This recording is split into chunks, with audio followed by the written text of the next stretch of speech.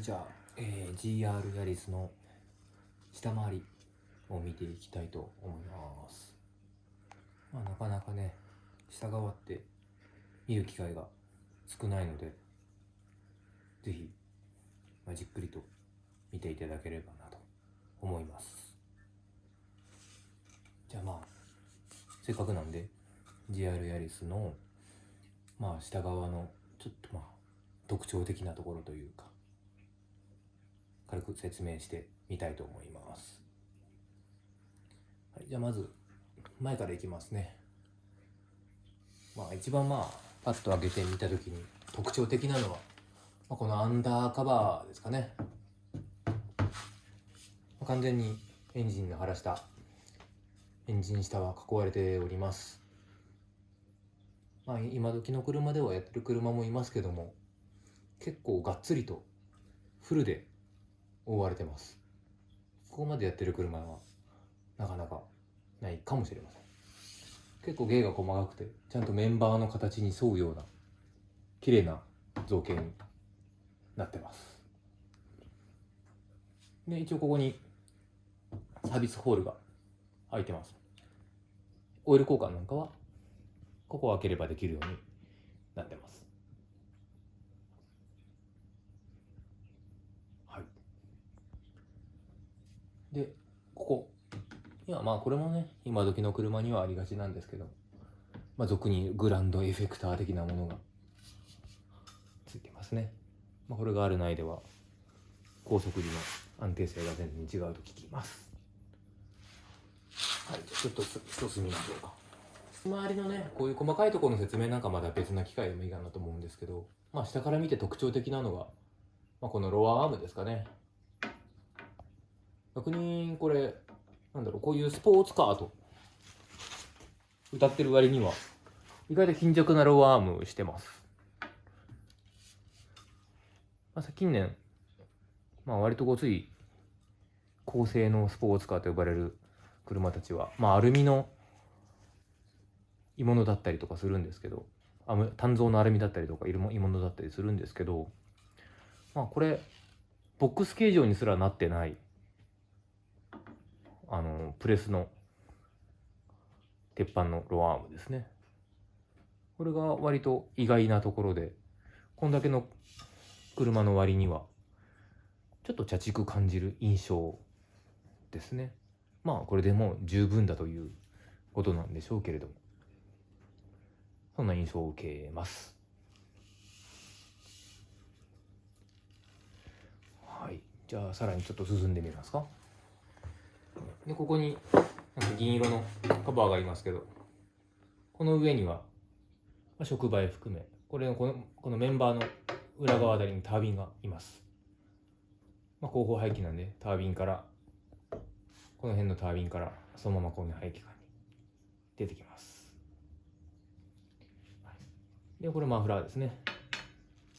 マフラーが結構太いですね。このクラスの車にしてはごついものがついている印象です。で、面白いなと思ったのが、ここ腹下もカバーリングされてます。これも整流効果なのか腹下の保護なのか、ラリーカーということなので腹下の保護のためなのかと思いますけれども、一応腹下もカバーがついてます。で、ここに赤い部分がいますけど、ここには実はさりげに GR と書かれてます。こんなとこでも一応 GR の車アピールしてますね。なかなか見られる機会はないと思うんですけど、芸が細かいというんでしょうか。はい。で、じゃあちょっとまた進みましょう。マフラーなんですけど、これ今純正ついてます。ここにマウントじゃない、ブッシュがあってマフラーぶら下がってるんですけど、マフラーがこの辺から出てきて、ここに1個フランジが、でここのフランジから先、もう後ろはエンドまで一体ものです。後ろの太鼓まで含めて、そこの太鼓ですね、この太鼓まで含めて一体ものになります。なんでもう分割ポイントはここだけこのフランジのみが分割ポイントとなります。はい、じゃあ進んでいきましょう。はい、で後ろのいろいろまたごちゃごちゃと見えるポイントまで来ました。まずここですね。こことここ。これ燃料タンクになります。これ俗に言う鞍型タンクといって、マフラーをこう馬の鞍のようにまたぐような感じになってるタンクですね。これ鞍型タンクの燃料タンクです。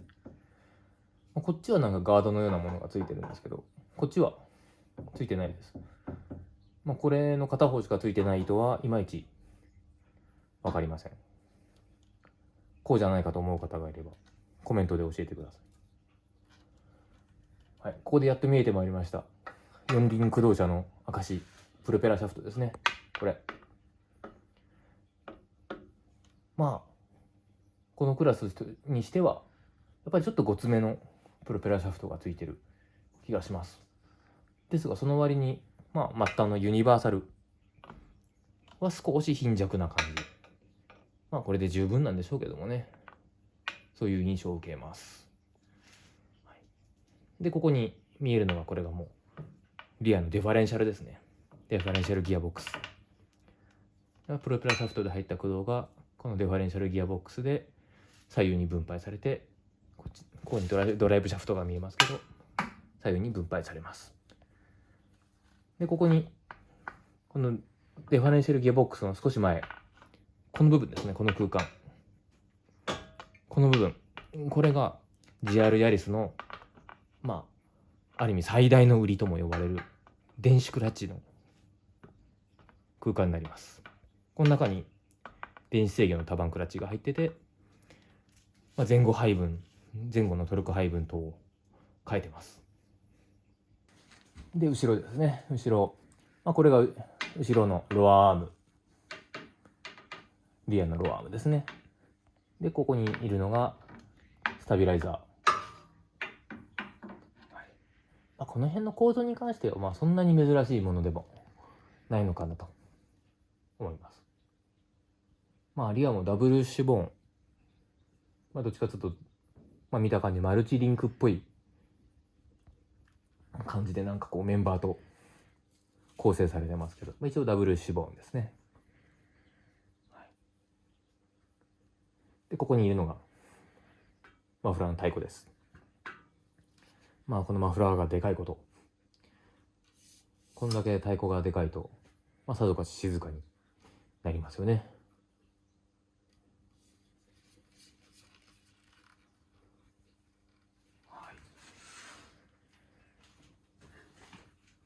でバンパーの裏側から見ると、ここにバックランプとか、オプションによってはリアフォグかながつくのがこのバンパー裏ですね。裏側で見えるのはそのぐらいでしょうか。こんなもんですかね、裏側。はい、以上になります。